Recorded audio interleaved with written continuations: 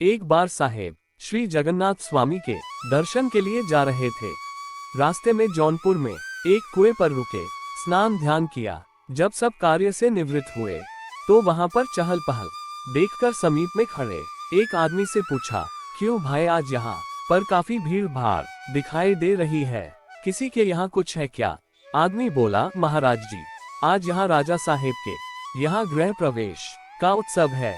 साहेब कुछ देर शांत रहे, फिर बोले, अच्छा भाई जाकर राजा से कह देना कि इस महल को रात 12 बजे के पहले पहले खाली कर देंगे, अन्यथा 12 बजे ये बैठ जाएगा। इतना कहकर साहेब चल दिए। आदमी ने आकर राजा से सारा वृतांत सुनाया। राजा ने यह बात जब मंत्रियों ने कहा, महाराज आज पहला ही दिन है, इतना खर्च किया गया, इस महल को कैसे खाली कर दिया जावे? फिर पंडितों ने शोध कर ही तो महल बनवाया है। पर राजा ने कहा, हो सकता है उस संत की वाणी सत्य हो, अतः एक दिन महल से हम लोग बाहर ही रह लेंगे। सब कामों के अंत में रात में महल खाली करवा दिया गया और जैसे ही रात के 12 बजे पूरी महल की छत बैठ गई। अब तो राजा को बड़ी चिंता हुई।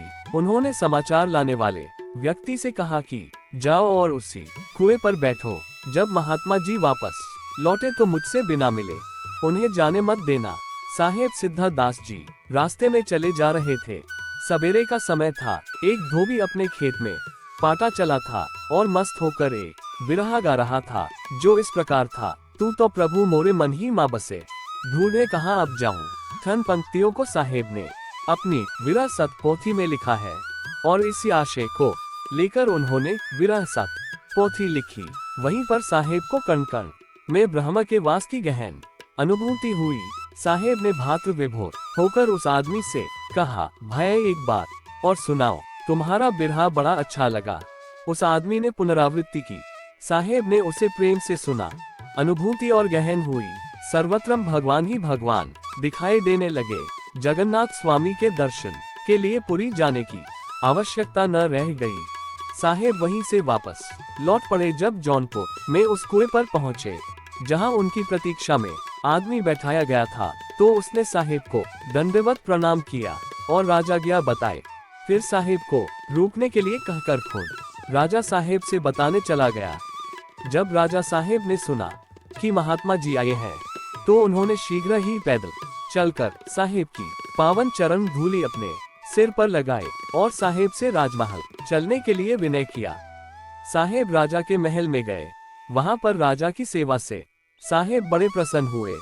तब अवसर पाकर राजा ने साहेब से आग्रह किया कि महाराज आपकी कृपा से मेरा परिवार बचा है, अब आप ही मेरे महल बनवाने का स्थान एवं मुहूर्त शोध कर बताए। तब साहेब के बताए स्थान पर शुभ मुहूर्त में राजा का महल बना। राजा ने साहेब को 6 मास घर नहीं आने दिया। वहीं पर साहेब ने हनुमान मंदिर बनवाया और विरासत ग्रंथ लिखा। उन्होंने अपने ग्रंथ के आदि में लिखा, विरासत ये पोथी शर जौनपुर रीत, सिद्धा पिय पहचानिए अपने घट में मीत, शुभ सतनाम बंदगी।